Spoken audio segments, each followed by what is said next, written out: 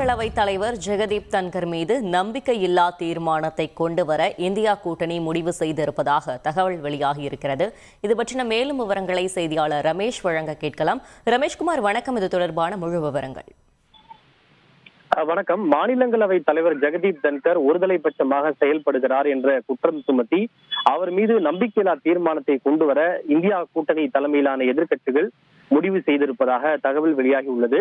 குறிப்பாக நமக்கெல்லாம் நன்கு தெரியும், இந்த கௌதம் அதானி நிதி முறைகேடு விவகாரத்தை முன்வைத்து எதிர்க்கட்சிகள் விவாதம் நடத்த வேண்டும் என்று தொடர்ச்சியாக வலியுறுத்தி வருகின்றன. இது தவிர டெல்லியில் நிலவும் சட்டம் ஒழுங்கு, மணிப்பூர் கலவரம் உள்ளிட்ட பல்வேறு விஷயங்கள் தொடர்பாக விவாதிக்க வேண்டும் என எதிர்க்கட்சிகள் விதி எண் 267 கீழ் தொடர்ச்சியாக நோட்டீஸ்களை கொடுத்தாலும் அவற்றையெல்லாம் ஏற்க முடியாது என்று மாநிலங்களவை தலைவர் தொடர்ச்சியாக மறுப்பு தெரிவித்து வருகிறார். இன்றைக்கு கூட பாஜக ஆளும் கட்சியான பாஜக காங்கிரஸ் உள்ளிட்ட எதிர்க்கட்சிகள் மீது சில குற்றச்சாட்டுகளை முன்வைத்திருந்தது. அதாவது அமெரிக்காவை சேர்ந்த தொழிலதிபரான ஜார்ஜ் சோரஸுடைய நிறுவனத்துக்கும் காங்கிரஸ் கட்சி மற்றும் அதன் முன்னாள் தலைவரான சோனியா காந்திக்கு தொடர்பு இருக்கிறது. இது குறித்து அவையிலே விவாதம் நடத்த வேண்டும் என பாஜக எம்பிக்கள் கோரிக்கை விடுத்தனர்.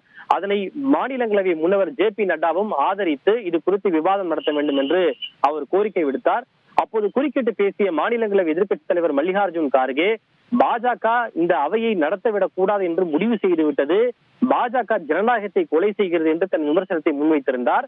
அதே போல ஜெயராம் ரமேஷ் அவர்கள் கூட வேண்டுமென்றே அரசு இது போன்ற ஒரு விளையாட்டை விளையாடுகிறது, அதற்கு மாநிலங்களவை தலைவரும் இரையாகிறார் என்று தன்னுடைய கருத்தை தெரிவித்திருந்தார். காங்கிரஸ் கட்சியை சேர்ந்த திக்விஜய் சிங் அவர்கள் கூட இது போன்று காங்கிரசுக்கு எதிரான குற்றச்சாட்டுகளை முன்வைக்கும் எம்பிக்களுக்கு பேசுவதற்கு அவர் தொடர்ந்து மாநிலங்களவை தலைவர் அனுமதி வழங்குகிறார். என்னுடைய வாழ்க்கையில் இது போன்று ஒருதலைபட்சமான ஒரு மாநிலங்களவை தலைவரை தான் பார்த்ததே இல்லை என்று காங்கிரஸ் கட்சியை சேர்ந்த திக்விஜய் சிங் அவர்கள் கூட குற்றச்சாட்டை முன்வைத்திருந்தார்.